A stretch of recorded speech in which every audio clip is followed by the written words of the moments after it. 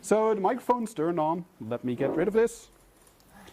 Yeah, so now I'm going to talk about CloudABI for FreeBSD. How does it work? I'll briefly explain how this talk came to exist. The deadline for the submissions for the BSD dev room was like before the submission deadline for the main track, I think. I wanted to get into the main track, but I still wanted to sort of have a backup plan. So I made 2 submissions, and both of them got accepted. They all had like exactly the same abstract. So I was planning.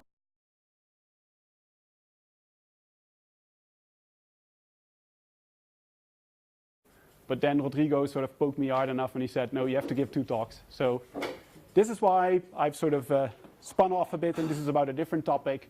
During the main track, I gave a talk about CloudABI itself. And now I'm going to sort of explain how it works on FreeBSD. What's going to be interesting about this talk is that I don't have any slides. And one of the reasons for that is while I was sort of preparing this talk and figuring out what to put in slides, I noticed that I wanted to make so many demos and play around in the terminal so often that I decided to sort of just stick to this. So for the people who've seen Brooks' talk earlier today, who had like these really nice flame charts, they're not going to see any of those today. It's not as fleshed out as his talk. So who of you has seen Brooks' talk earlier today about Hello World, or has seen it before? A couple of people. Who of you has seen my talk about CloudABI during the main track? Only a couple of hands. So first I'm going to give this really brief introduction about what CloudABI is. It's basically sort of a programming environment similar to like the C programming environment on like Linux, FreeBSD, etc. But it's stripped down in such a way that you can use it to build programs that are really strongly sandboxed. So if you just stick to the APIs that are provided by this runtime environment, then in theory you should end up with a program that is like really easy to sandbox. So I'll sort of give a demo of how it works. This was a demo that I wanted to show during my main talk, but unfortunately I didn't manage to because of time constraints. So what I've done is I've written this tiny web server in C, cloudabi-webserver.c, and there's this configuration file. And I'll first show the configuration file, because this sort of shows how the program is going to be started up. This is sort of, you could think of it as like the replacement for command line arguments in a certain way, where it describes like we want to start this web server and it needs to be started in this way. So what I do is, this is like the entire configuration where I say like this is a YAML file. It has a couple of key values in there. Namely, at first we're saying we need to have a socket, and this socket needs to be this file descriptor of like a bound to a TCP port on which the web server can receive its incoming TCP requests. We have a file descriptor where we want to sort of write out log file entries, and then there is this sort of fixed response message that this web server needs to print. So this is the entire config file for a web server. Then there is this C file over here that implements this web server, and I'll sort of zoom out a bit because font size should be good enough for you guys. So at the top part there is this chunk of code, and this is sort of all we need to put in a source file to parse this YAML file or extract the values out of the YAML file. So you see that we're extracting the socket log file and message attributes from the YAML. And then here at the bottom, we have sort of this main loop of the web server where we're using the socket that was specified in the config file. And for every request that we get, we print a log message and we write a response back to the browser. So I can sort of show you what happens if I run it. So there's this launcher utility called CloudABI-run, where we say we want to run this executable and specify this configuration flag. The reason I'm passing in this -e flag over here is normally in FreeBSD you don't need to do this. But on macOS, I'm using a stock operating system that's not capable of running CloudABI software. So I'm passing in like the -e flag to turn on emulation.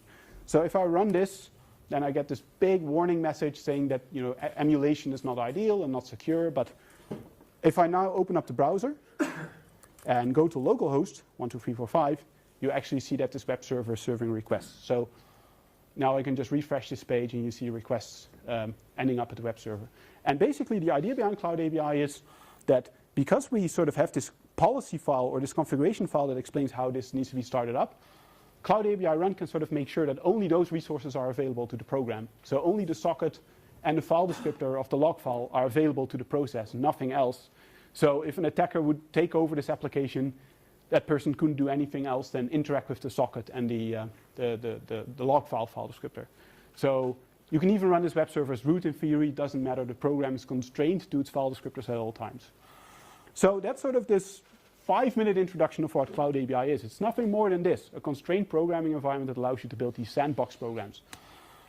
So the goal of today's talk is to sort of show you how it works on the FreeBSD side, or like if you're developing programs on FreeBSD, what are sort of like the modifications I had to make to FreeBSD into some of the related components to actually get this to work. This talk sort of has two target audiences. So the first group of like people this is addressed to is people who love CloudABI and want to know more.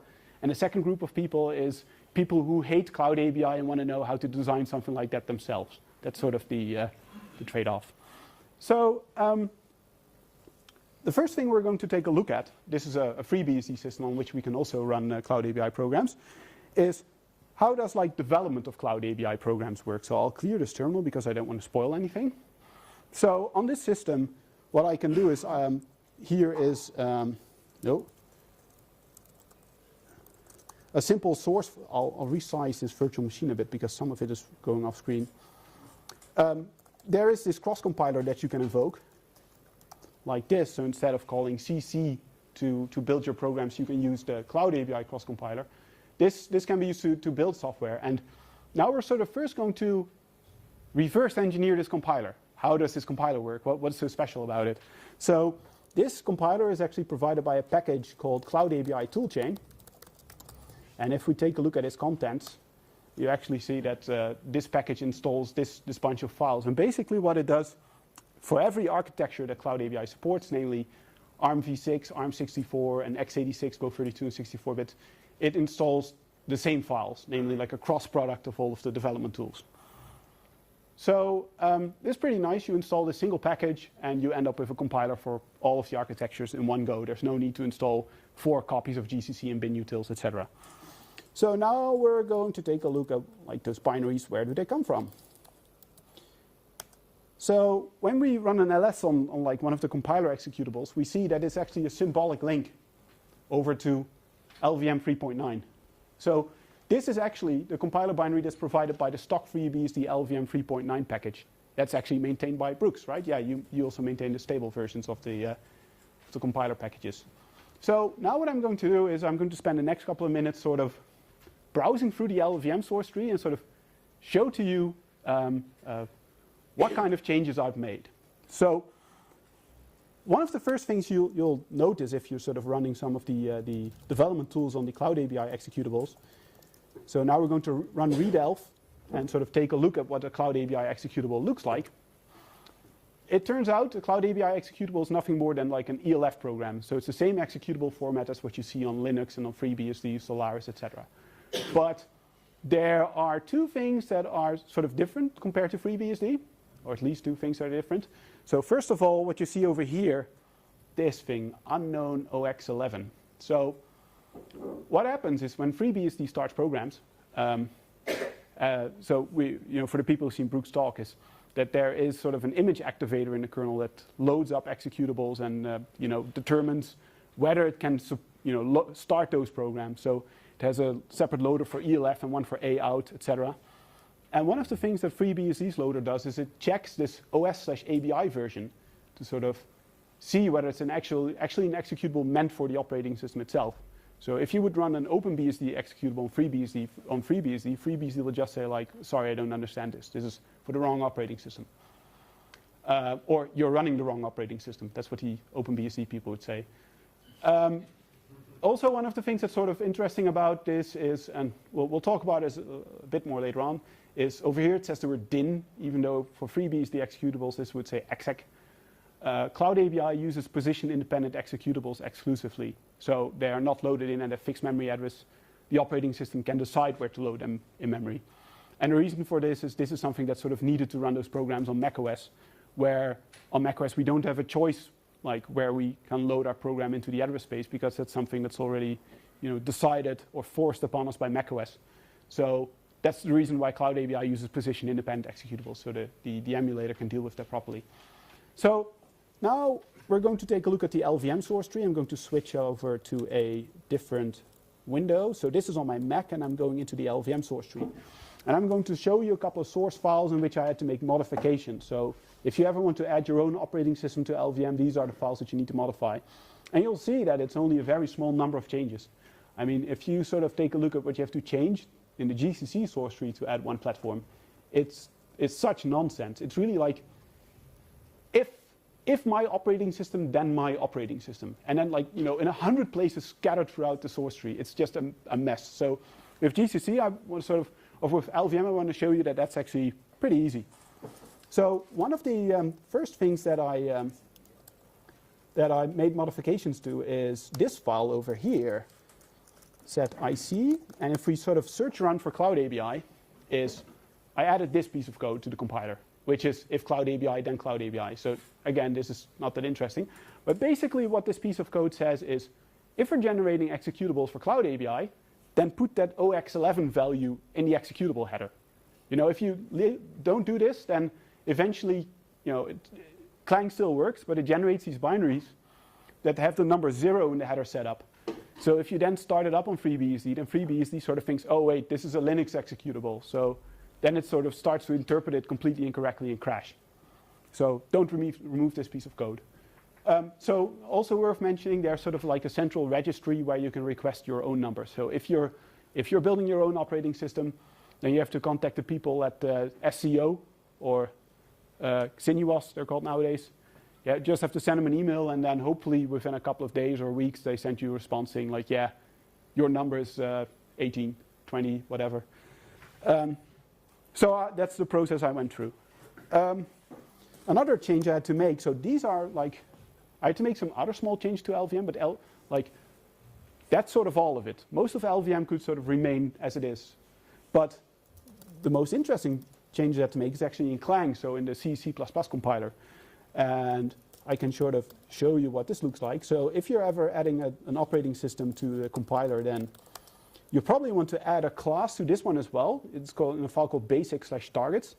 And this is where you sort of add your own tiny class. It doesn't need to be really big. It's a template where you sort of say, like, if we're targeting CloudABI, then these are all of the defines that need to be set.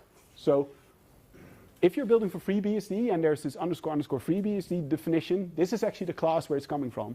So for every operating system, this source file has a class that sort of defines constants like these. So also for OpenBSD probably. See? So just add a class over here and should be good. Then there is sort of two other source files that I needed to modify. Driver tool chains .cpp. And this is basically that you sort of have to explain to Clang where it can find its header files. So what's fairly annoying about operating systems is that they have different conventions where they store their header files. On FreeBSD it's user include, user local include.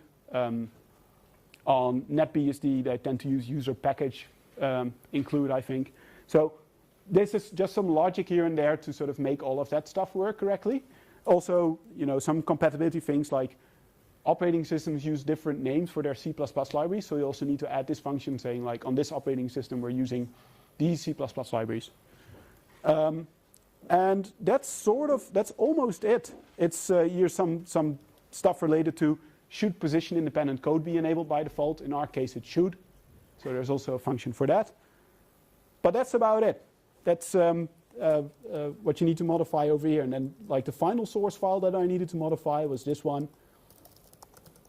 where I'm basically giving like a function that sort of describes how the linker should be invoked. So in the case of CloudABI, I'm making use of LVM's linker nowadays, LLD, and this sort of explains like, if you're building, you need to pass these command line flags to the linker. If we disable position independent code, then we need to pass in these flags as well. And that's about it. So a couple of classes, one commit, bam, put it in the LVM source tree, and then any binary of Clang from that moment on actually supports your operating system. There's no need to support any custom compiler for your target, because this is built into all copies of LVM. Even the one shipped by Apple on my Mac by default sort of supports CloudABI out of the box nowadays. So that's pretty cool. Not a lot of work. So this sort of concludes sort of the changes I had to make to LVM, and now we're actually going to take a look at what I've been doing to FreeBSD to sort of make this work. So, the FreeBSD source tree. So, for people who are not that familiar with the FreeBSD source tree, all of the kernel source code is stored in a directory called sys. And I'll run this. Oh, is there a way to do? Yeah, the colors are. Yeah, I mean, during the next couple of examples, you won't be bothered by all of these colors. So, in the source tree, I've created a couple of directories, and at first it sort of looks a bit messy. These are all of the directories where all of the CloudABI source code is stored. So at first it may look like complete chaos. Was it like 10 directories where CloudABI source code is stored? This is what's needed to make FreeBSD support CloudABI executables. But I'll sort of drill it down a bit, and then you'll see it's not as scary as it looks at first. So these directories, they contain make files for building kernel modules. So if you're not building CloudABI support into the kernel, this is where it sort of ends up. Just a couple of make files in there. Then these three directories that you see over here, Compat CloudABI, CloudABI 32 and 64, these contain actually like the C code, like the kernel bits to make CloudABI stuff work. And this is architecture independent. So this doesn't contain anything specific to x86 or ARM. And it's divided in a couple of directories, namely generic code that doesn't depend on pointer sizes. So there are both 32 and 64-bit CloudABI executables. And some code of it is separate per pointer size. So we need to do like different tricks to get a 64-bit read or a 32-bit write to work. That's sort of where this distinction comes in. But most of the source code is actually generic. So that's being placed in there. And then the other directories that you see in there is sort of architecture specific. So on i386, you can run 32-bit executables. But on AMD 64, you can actually run both 32 and 64-bit executables. So that's how this division is made of directories. Finally, there's this directory, contrib CloudABI. And that is where code ends up. That's actually not maintained by like the FreeBSD devs, so to speak. Nice thing about CloudABI is that like a lot of the code that's needed to add support is sort of generated. So we have this one repository where there's sort of like a master definition of these are all the system calls that are there. These are all the data types. You know, for example, einval is defined as value 123. All that stuff is sort of written down in this sort of abstract definition. And we have a whole bunch of scripts to turn that into header files that can be used by FreeBSD or by Linux. And these are stored in this contrib directory. So now I'm sort of going to trace or like show you what happens when you run a CloudABI program, sort of what code is being executed. So Brooks already during his talk mentioned really nicely that like the layer inside of the FreeBSD kernel for loading ELF files is called imgact ELF. And there's some trickery in that source code to actually make it work for both 32 and 64-bit binaries. It's actually compiled twice with a whole bunch of macros that are being expanded. What's actually really impressive about like the ELF layer that's part of the BSD operating systems, especially if you compare to like the crap that's provided by Linux, is that it's built in mind to actually support multiple like operating systems. So it's built with that binary emulation in mind. So the Linux layer is so incredibly stupid. What it does, it checks the first couple of bytes of the executable. It says, this is an ELF file. So this means that this is a Linux ELF file, and it sort of starts to run it like a Linux program. So if you copy a FreeBSD executable over to Linux and you run it, it actually loads it into memory, and it actually goes to the first instructions and starts running it, and then it sort of explodes massively because you're starting this binary in this environment that it's completely wrong for what it was expecting. But FreeBSD sort of doesn't do it this way. It sort of has this function in imgact ELF, and it's called insert brand entry, and it's over here. And this function can be used to sort of explain to the ELF layer, like, hey, I want to register like an environment. I want to register FreeBSD binaries. I want to add support for Linux binaries. And that's sort of the function you call to register your own brand. So now I'm going to sort of show you how the CloudABI layer calls this and puts an entry in there and what this brand specification looks like, because that's actually sort of really interesting. Gives you like a really good insight. So in now I have to peek. Compat or VI Compat CloudABI 64 CloudABI 64 module.c, at the very bottom of this C file, there's this function called CloudABI64 mod event. And this is sort of the standard function that gets called in FreeBSD when you're loading or unloading a kernel module. So if you're running KLD load CloudABI64 to load up 64-bit support and put it into the kernel, this is the piece of code that gets run. And you actually see that over here on this line, this is actually where we call this insert brand entry function. And this is where we register our brand. And if it fails, then, well, the kernel module can't be loaded properly. So now what we're going to look at is like this thing, because this is sort of the most interesting thing. This specifies the brand. And this thing is defined in another source file, unfortunately. Yes, it's over here. This is where CloudABI64 brand is. So this is sort of the instruction to the ELF layer, like it explains which binaries we sort of expect. And in the case of CloudABI, it's actually pretty simple. What we say is, when you see an executable that has that OX11 in it, so again, this ELF-OS ABI CloudABI, then this should be matched. We should run this. The same holds for the machine architecture. If you're copying over a CloudABI executable for Spark or MIPS, then you shouldn't be running it. That doesn't work. You don't want to load it into memory and then jump to the first instruction and sort of let it explode in your face. So that's why this check, or this, you can set this field to sort of say, like, be picky about the architecture and we're only matching this. See, so for all of the machine-specific files, we use different constants there, of course. And then this sort of says, like, I'll first do this one. This sort of says, like, this is an environment that can run position-independent executables. This is, I think, not set on FreeBSD, or is it? I don't know. But this needs to be set to run position-independent executables. And then, finally, this is the most important one. What we sort of say is, like, whenever you decide to start this executable and go ahead, the executable was, like, of the right format, then this is sort of the structure describing how it should be run. So this applies to, like, loading the executable and determining, so, like, should we run this? And this structure over here that's being pointed at, this describes, like, if we decide to run it, how should we do it? That's sort of the logic behind it. Oh, how did the lecture go? Okay, let me close off the browser. Yeah. So now we scroll up. Where's this CloudABI64 ELF sysvec? Well, it's right above it. So we're in luck. And now we're sort of going to, like, roughly walk through the things that are described in the structure, maybe in random order a bit. And later on, we're going to dig through these a bit more. So the ones that you have at the top over here, these are actually quite important. So the fun thing is there are also some NetBSD people sitting in the audience. And I have to confess that NetBSD's version of the structure is a lot more beautiful than ours. So NetBSD people, don't laugh at us. This is what I had to deal with. So yeah, these two fields here at the top is actually quite important. They describe the system call table. So CloudABI doesn't have that many system calls compared to FreeBSD. FreeBSD has something like 400. CloudABI only has 57 or 55, or throwing out even a couple more. It's just a really tiny environment. And this is nothing more than, you know, a pointer to a table of system calls and, like, the number of system calls that are in there. And this actually comes from sort of machine-generated source code. So we don't need to worry about how that's being defined. Then there's this function over here, the fix-up line.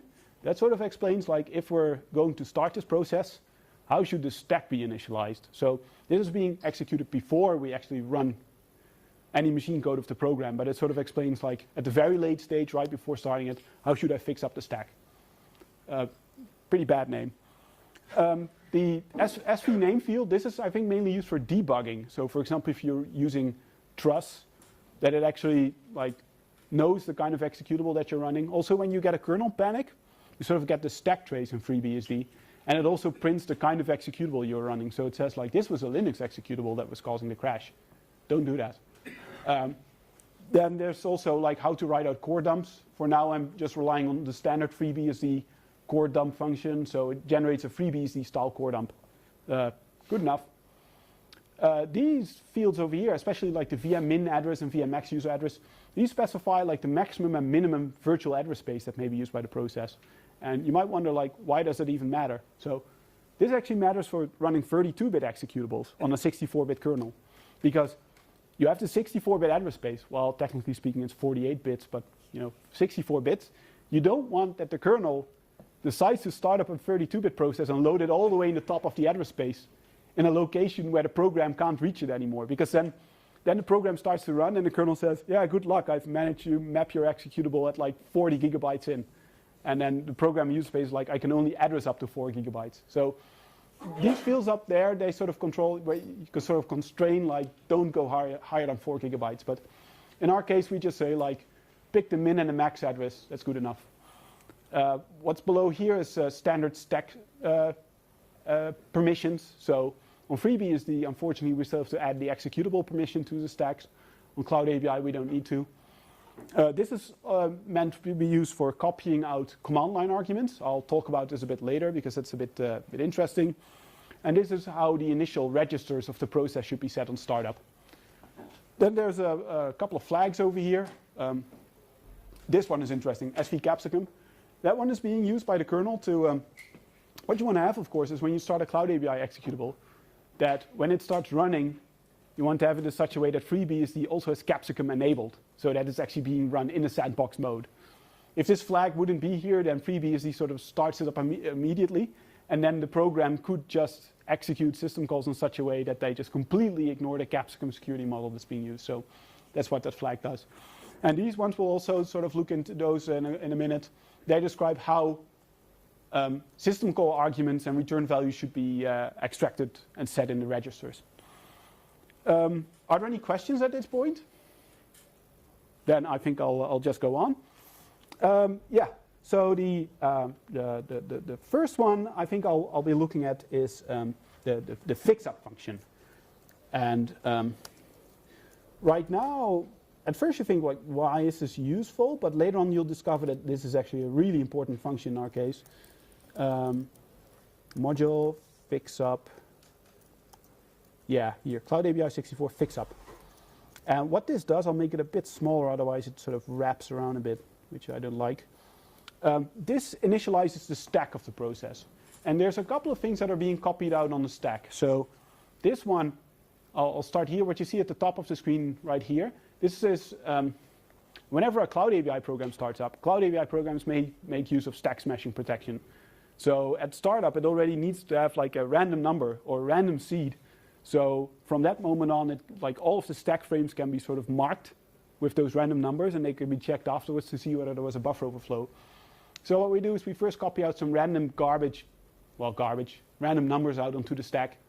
And the program may use that any way it likes. And then what we're sort of doing over here is, I'm going to skip this for now. This is sort of the interesting part. Brooks also mentioned it during his talk, auxiliary vectors. So the kernel can sort of give a list of key value pairs over to the program of all sorts of interesting things that, might be quite useful during the program's execution. So a really good example of them is in CloudABI, there's no special system call for a thread to get its own thread ID. It sort of has to remember that on its own. Why would there be a system call for that?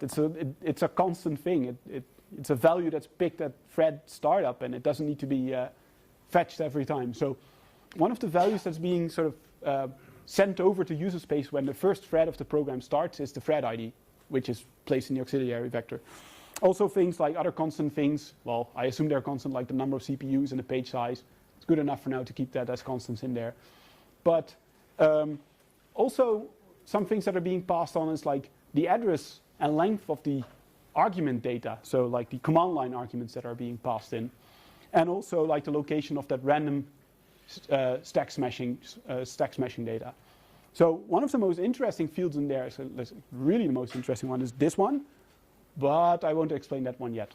I'll keep that as a secret. Stay tuned. So now that we've sort of seen how this stack is being prepared, this thing is being copied out eventually to user space and put on the stack. Now we're going to take a look at like how system call argument fetching works. So going back to this file, there were two functions, namely fetch system call args and set syscall redfall. So this one that I'm going to show you now, this is the function that's being invoked every time a CloudABI process runs a system call. So how it works is it gets a so-called trap frame, and a trap frame is a sort of copy of what the registers of the thread look like by the time it jumped into the kernel.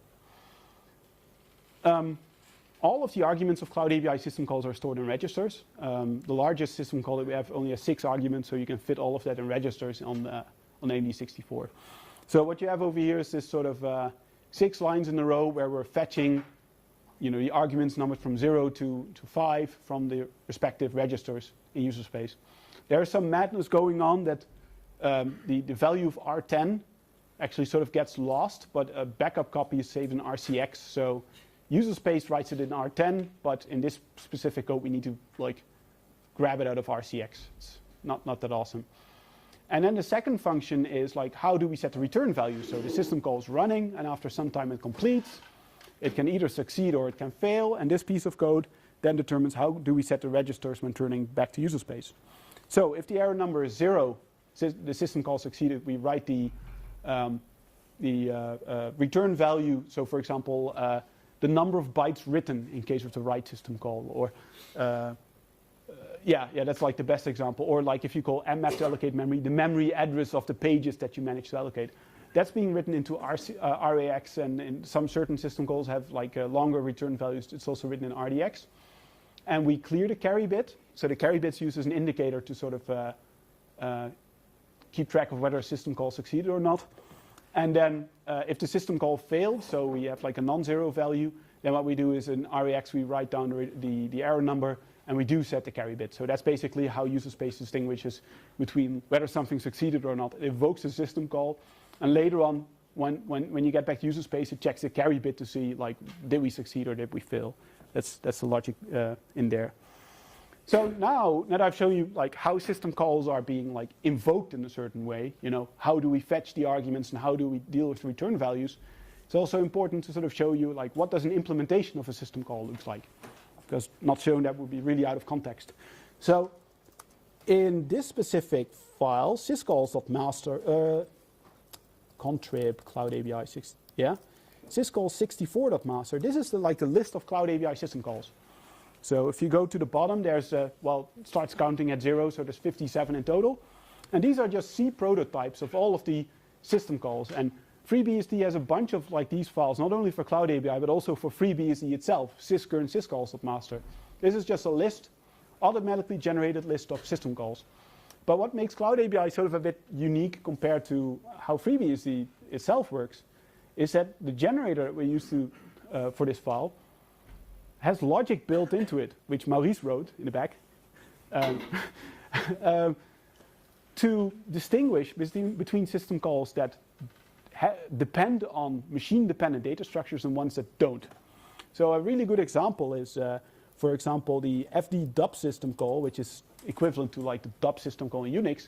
It doesn't depend on any machine-dependent types. File descriptor goes in, file descriptor comes out. There's nothing special about it. So this one is called CloudABI_sys. But then right underneath it, there's this annoying system call, pread. And this one does depend on machine-dependent structures. Namely, you pass in this list of IOVEX. And this one, the layout of the IOVEX structure, depends on whether you're using a 32 or 64-bit system. So the scripts that Maurice wrote make this really good distinction between them, and it sort of tries to keep system calls generic as much as possible. So in the case of CloudABI, it's the case that I think 48 of them are pointer size independent, so to speak, and 9 or 10 or so are pointer size dependent. So in case 128-bit CPUs would ever appear, or we want to port this over to 16-bit CPUs, run this on 286s, then we only need to implement those 9 missing system calls for that are, or 10 or how many they are for the pointer size dependent ones. But all of the pointer size independent ones, we can just reuse them again. So that's pretty awesome. That was, if you sort of look at the compatibility layer for running 32-bit programs on FreeBSD, it's sort of a bit clunky. We sort of had to make this handwritten system calls master file where we're sort of manually determining whether stuff is pointer size dependent or not. And in some cases, I think we might even get it wrong. In this case, it's actually really structured because we use scripts to solve this problem for us. So now I'm going to show you what an implementation of such a system call looks like. So if I'm going to compat CloudABI mem, memmap. This is sort of what the implementation of mmap looks like. So the memmap is sort of the CloudABI's equivalent of the BSD.map. So what we do is we convert the flags that you pass in. So if you use CloudABI's map anon flag, then we translate to FreeBSD's. Just goes on like this.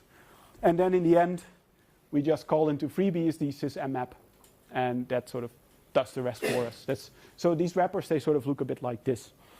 Then I can also sort of show you that here in CloudABI 64, CloudABI FD, FD write is a good example. This is like a machine-dependent system call because of the IO-VEC structures. So you see that this is actually like a two-stage rocket. In the first part, what we do is we convert the 64-bit CloudABI IO-VECs into like a native format, the struct UIO that you see over there. We then invoke like the generic counterpart of that function, then free it up. So these wrappers are just like this. So for like those 50 system calls, it's, you know, I think something like 4,000 lines of code to get all of those system calls working. This sort of summarizes what like the kernel space code of CloudABI looks like. It's nothing more than this. There's actually one thing where CloudABI differs like wildly from FreeBSD in a certain way, and that is, you know, when I was showing like what the fix-up function looked like, and I didn't want to spoil like one tiny detail, this is actually what we're getting at right now. So CloudABI programs, they don't invoke system calls by using hardware instructions. So normally in FreeBSD, what happens is, you know, it does something along the lines of, you know, in register EX, move the number 12. I want to invoke system call number 12, and then, you know, invoke the system call. And when we're done with that, we do a jump on carry, set error number in libc, ret. Something like this is what a system call on FreeBSD normally looks like. But for CloudABI, I didn't want to put this stuff in user space programs. And the reason for that is I want to be able to run these programs on macOS as well. And if programs and CloudABI programs would actually run this kind of stuff on macOS, they wouldn't call into the emulator, but they would call into macOS itself. So that is pretty hard. You can't like easily trap system call instructions from within user space. So what I've done instead is, I think is actually a pretty nice solution. I've written a so-called VDSO, Virtual Dynamic Shared Object, and I can show you what it looks like. Here, it's this assembly file that's like 500 lines big, but it sort of has that syscall invocation in there. So what happens is that the kernel sort of has this really tiny shared library included. It's only like 2 or 3 kilobytes big. And when the process starts, it sort of gives that library to the program in user space, and it says, whenever you want to invoke a system call, do it through these functions. So what's really nice about this approach is that we can actually also dynamically add and remove system calls. You know, if some system call we don't like anymore, we can just remove it from the kernel entirely. And the program in user space will start up. And we'll notice that it's not part of the VDSO that was being pushed in like by the kernel. And then it simply already knows that that system call is absent from the start.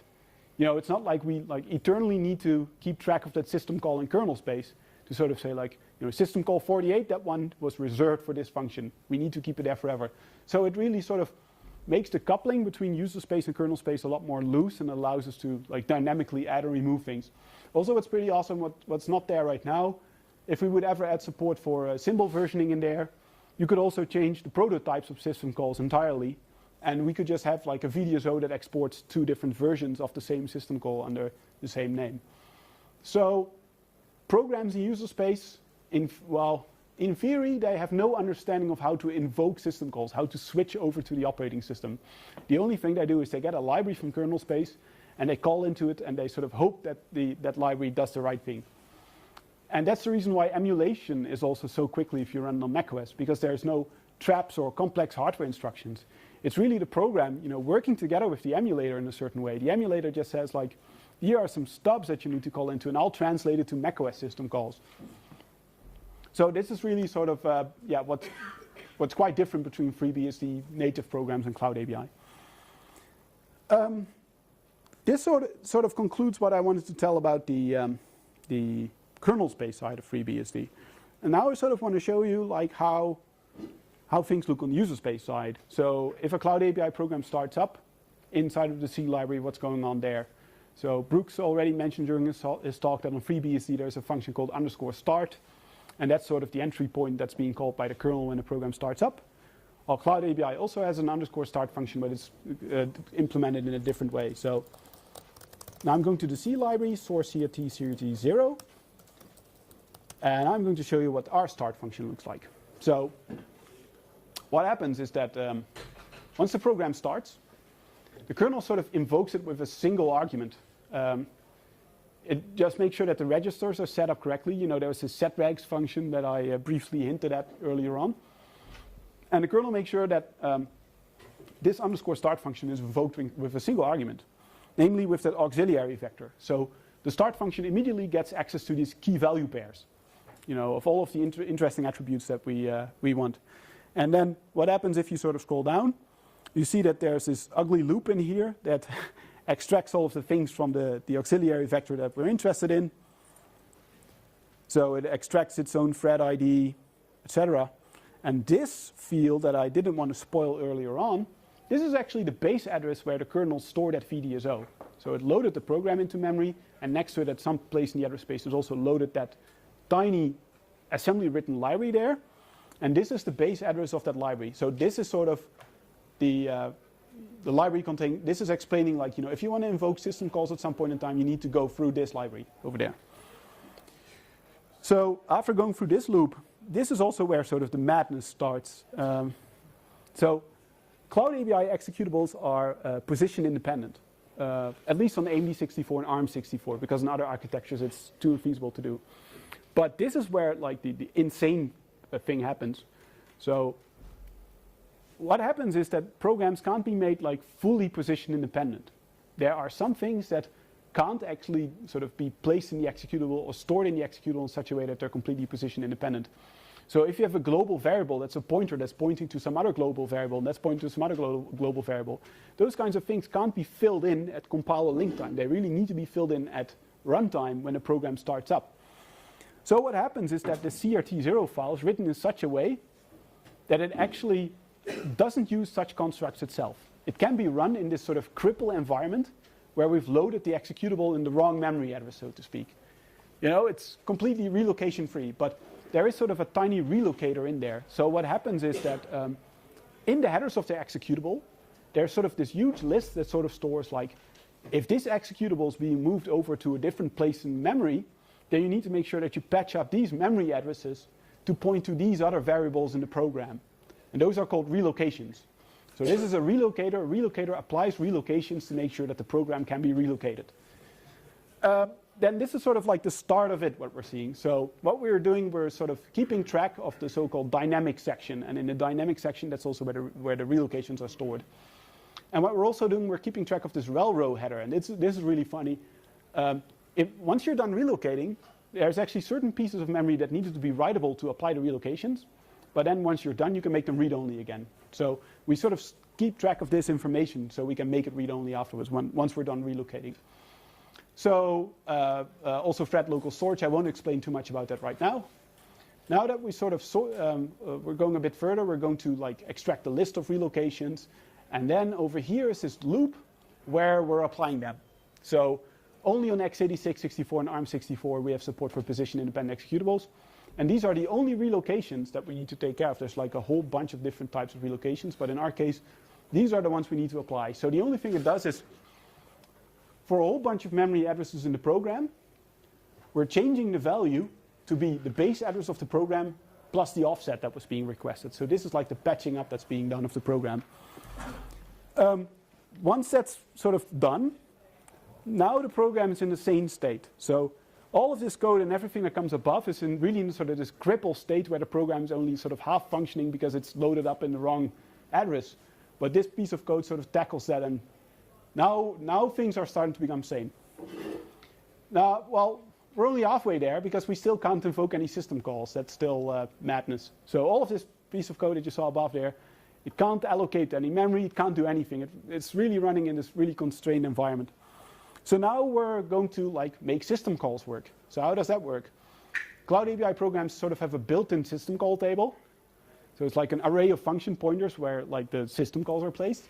And by default, it initializes it with a function that does nothing more than, which I can show you, sys. So this is like a really simple stub system call. And whenever you call a system call that the kernel doesn't implement, it only does this. It only returns sys. And now what we're going to do is, well, this is sort of some legacy garbage that you should ignore. So let's remove this. You didn't see this. Also, this to-do entry can be removed entirely. Yeah, see? This is what I want to show. So it invokes this link VDSO function. And this is just a tiny piece of code that gets that shared library that the kernel passed in. So it gets it from the et sysinfo e header. And it walks over the ELF headers, looking for the symbol table. Let's head over here. And then eventually we're looping over all of the symbols in that library that the kernel sort of pushed into the program. And we're looking for everything that started with CloudABI sys. And these are the system call functions that the library provided. And we're sort of patching them into that table with this ugly loop over here. So once link VDSO is done, now we can sort of invoke system calls. We have an array in the program that contains function pointers to the proper implementations of the system calls. So now here's like a remnant of the relocator. If relocation for some reason failed, only at this point in time we can abort. Before we couldn't abort because we didn't have an abort system call yet. So it's a bit messy. And again, that railroad stuff. So relocation, because it's now finished, we can mark some stuff read only. So this is like the first system call that a CloudABI program calls. It calls a memprotect to sort of make that stuff read only. And now global variables work as well because we applied relocation. So we're storing a whole bunch of stuff that was placed in the auxiliary vector in global variables. So the C library can end up using it. Setting up stack smashing, that's done over here. Initializing thread local storage, I won't explain anything about that, that's all voodoo. Initializing pthreads, because we now know our own thread ID. So yeah, that's something that's sort of needed to make threading work. If you don't know your thread ID, you can't acquire locks, because you have to write your own thread ID into locks to say, like, I'm the thread that owns this lock. So this is like some stuff needed to make pthread join work, and this is some stuff that's needed to make mutex locking work. Global constructors, Brooks also explained this during his talk. Some simple loop to call constructors. And then we're calling into program main, which was sort of that alternative entry point that uses the like that YAML data passed into the program. Now there is still 8 minutes left. Yeah. What should I explain next? I've got something, I could strip it down. I've got something that takes like 9 minutes to explain. So I have to think out, yeah. I'll shorten it down a bit. So now the question was also like with that web server that I showed you. Demo web server. I showed you the config file where you sort of both had config attributes and file descriptors in there. So this is like this magic tree of both strings, integers, booleans, dictionaries, etc., but it also contains file descriptors. And the question is, how does this get passed on to programs? How does it look under the hood? How can the kernel sort of copy one tree of stuff over to the other program? Well, what I can sort of show you is that in the C library, first of all, there is this API called arcdata.h. And this is functions that can be used to sort of create this tree structure. So what you can do is you can say like, okay, let's create a string, and let's create a floating point number, and let's create a file descriptor, and then later on, we place them into a list. So this is like a YAML style list. So you end up with this arcdata object, arcdata_t, and that represents a list of like the string, the floating point number, and the file descriptor in there. And this is sort of what like a program that wants to start another CloudABI program sort of invokes. It first constructs this tree in memory of its arguments.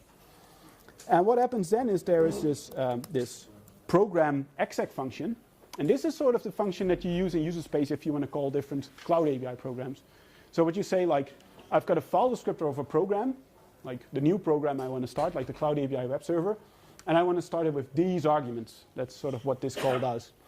And how that works in practice is actually, I think it's pretty cool. program exec. So let's take a look at the CloudABI C library. It actually, this is sort of where the magic comes in. Like, how can we get this tree transferred over to the other side? It sort of decomposes it into two things. So first of all, it serializes the entire tree into like a binary blob. So all of the strings, integers, booleans, dictionaries, lists, they're all turned into like a binary YAML in a certain way, like a really compact way of representing that. But then we also need to deal with the file descriptors that need to be sent over to the other side.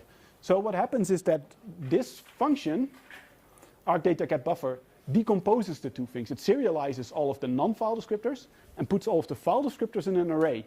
And that serialized data, so the one chunk of data sort of has references over to like the file descriptors. So it says like, of those file descriptors that we extracted out of the data, the first file descriptor corresponds with the socket. The second file descriptor in there corresponds with the log file. The third file descriptor corresponds with the web service route. And these two things are then passed on to the kernel separately. So the fun thing about this model is that CloudABI program, or like the kernel, has absolutely no understanding of argData-T. The only thing it can deal with is a binary blob that needs to be passed on to the process, saying like, here's all that junk that, strings, booleans that the new program needs to have. And here's a bunch of file descriptors that need to be preserved in the other process. And this sort of keeps the kernel, lean and clean, and also makes it a lot more flexible, because now in user space we can introduce new data types. So say if we want to add a complex number type or bidirectional maps or any other stuff, all of that stuff can be implemented in the argdata library, but the kernel only needs to be implemented in such a way that it can copy over like binary junk and a list of file descriptors. And then on the other side in the new process, that's sort of combined into like one unified tree again. So it's two separate things, but as a programmer you won't notice anything about it. So this is sort of like I think I'd better sort of keep it at this. This is sort of like a bird's eye view, or well, the really low level view, how CloudABI works. It's a lot of code. If you understood half of it, then I'm already pretty glad about it. Are there any questions? Did you find this informative? Not at all? I see a lot of things in CRT, standard code, like post allocations, right? Yeah. Do you have, are you using runtime like linking? Oh, yeah, so that's a really good question. So the broader question is there any support for dynamic linking? Can I use shared libraries in CloudABI programs? And the answer to that is no. So one of the things that now I'm going to make a statement and then now like 5 people are going to correct me, which I think is really horrible. Having shared library support or not is actually you get 2 features or you don't get both of them. As in, what's really annoying about shared libraries is that the entire API of dealing with shared libraries is actually 2 things. So first of all, there's like the linking on startup where you create a program and you link it with -l whatever, and there's deal open. And both of those 2 are completely separate beasts that need to be tackled separately from each other. In the case of CloudABI, I wouldn't mind having a deal open function, where you can just say, I've got a file descriptor to a library, like an fdeal open, like load this into the program, I want to call its function. That's perfectly fine to me. But what doesn't really work that well for CloudABI is linking against libraries at compile time. And the reason for that is CloudABI programs don't have like a global file system namespace. There's no user lib from which you can load libraries. And that's also not something I want to have. I don't want to have a global namespace. But as far as I know, like looking at sort of the way ELF works, looking at the way the LVM LD linker works, looking at the way Clang works, you only get both or not. So they're essentially the same thing. Well, from the perspective of the dynamic linker, there are some differences due to initialization or things like that, but otherwise they're really the same thing. Exactly, but for CloudABI they aren't. Because you can't, like, in the header of an ELF executable say, I want to load in libssl.so and I want you to use file descriptor 5. And that doesn't make any sense. So, like this, already doing this linking at startup, or like when the program's loaded and started up, I can't really think of a sane way in which I could get that working with CloudABI. Because with CloudABI, it's really the case, the first instruction that the program already calls in underscore start is already running in the sandboxed mode. I can't just access user lib from there. And there's no easy way to decouple these two for now. So what I've done is I've just focused on only doing static linkage, so no dependency in libraries. And it does have its disadvantages, but it also makes certain things a lot easier. One of the pretty cool things that I like about not having dynamic linking against libraries is that because you already know which functions need to be present during the entire lifetime of the process, you can also do some really aggressive garbage collecting of functions. So with LLD, what I really skimmed over briefly, if you looked at the Clang source code, it always calls the linker in such a way that it calls -gc sections. So it really trims off any code that's actually not being called. So if you link in a huge library but only use a fraction of it, it's not part of the resulting executable. So yeah, no dynamic linking, but yeah, good enough. We'll tackle that later on if people really need this. Yeah. So it ignores the start of the program directly in out format, right? You're talking about like the interpreter header. Yeah. Yeah. So what happens is that in Clang, what we skimmed over really briefly, it calls the linker with --no default linker, and that makes LLD not add like one of those interpreter headers to it. So then the kernel starts it up directly. It doesn't try to load an interpreter there as well. So that's the reason why our CRT0 is a bit fatter than it normally is, because it really needs to be sort of freestanding in a certain way. The program starts up and it needs to fix itself up. So that makes it all a bit more complex. That's also the reason why there's no position-independent executable support for 32-bit Intels, because that's pretty hard to accomplish if you're sort of starting up in this unrelocated way on a 32-bit system. There's no RIP relative addressing. So yeah, but it's a really good question. Yeah. Are there any other questions? None at all? All of you were sort of baffled about all of the technical stuff? Well, it's already late, I guess. I guess most people want to head over to a restaurant, grab some Belgian beers. Oh, thanks for attending anyway.